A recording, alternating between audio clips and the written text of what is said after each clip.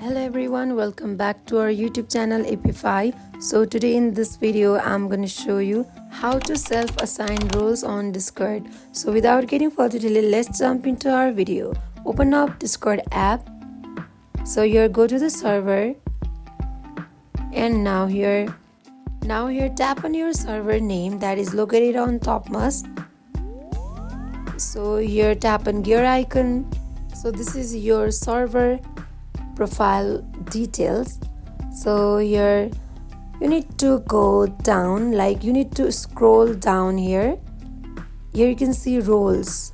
Simply tap on it, and now tap on create role. Now here give the name of role.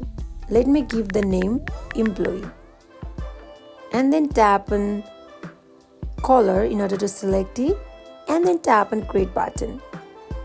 So here select the employee permission. So if you want to make the employee member, then simply tap on select. Once you're done selecting the permission, tap on next and tap on the username to whom you want to make member. To select it and tap on finish. So you can see that you have made one member, that is employee.